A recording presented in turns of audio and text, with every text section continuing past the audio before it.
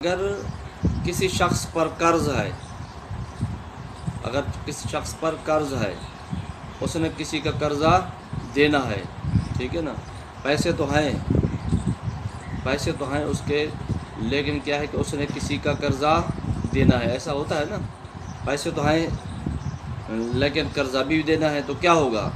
اگر کسی شخص پر قرضہ ہے اور اس قرضے کے پیسوں کو اس کے پاس جو پیسے ہیں ان سے نکالا جائے، یعنی اس کے اوپر کسی کا قرضہ بھی ہے، کسی کا قرضہ بھی دینا ہے اور اس کے پاس پیسے بھی موجود ہیں،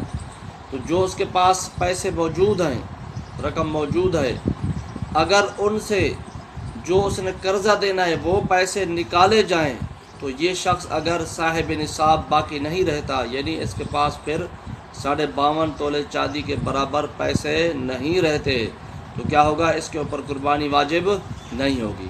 کیونکہ پیسے تو ہیں، پیسے جتنا پھر قرضہ بھی دینا ہے اس نے، اب اس قرضہ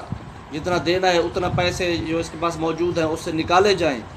تو پھر کیا ہوتا ہے کہ یہ صاحب نصاب نہیں رہتا، تو پھر اس کے اوپر قربانی واجب نہیں ہوگی، ٹھیک ہے نا۔ اچھا،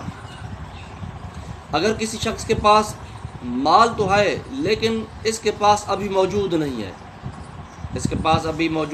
نہیں ہے، اور یہ مال جو ہے قربانی کے دن گزرنے کے بعد اسے ملے گا۔ کسی کے پاس مال ہوتا ہے بعض اوقات، لیکن اس وقت اس کے پاس موجود نہیں ہوتا، اس کی ملکیت میں تو ہوتا ہے لیکن اس کے قبضے میں نہیں ہوتا، ٹھیک ہے نا۔ اس مال کا یہ مالک تو ہوتا ہے لیکن اس کے ہاتھ میں اس وقت نہیں ہوتا، تو لہٰذا کیا پتہ چلا؟ اگر کسی کے پاس مال تو ہے لیکن اس کے پاس موجود نہیں ہے، جہاں وہ رہ رہے، جہاں اس نے قربانی کرنی ہے وہ مال وہاں موجود نہیں ہے، یہ مال کیا ہوگا؟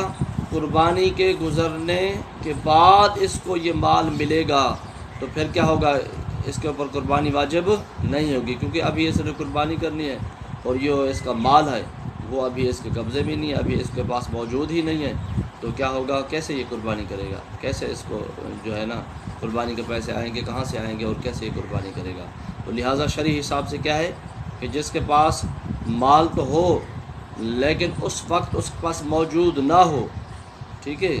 اور قربانی کے گزرنے کے بعد اس کو یہ مال جو ہے ملنا ہو، وصول ہونا ہو، تو اس کے اوپر قربانی واجب نہیں ہے۔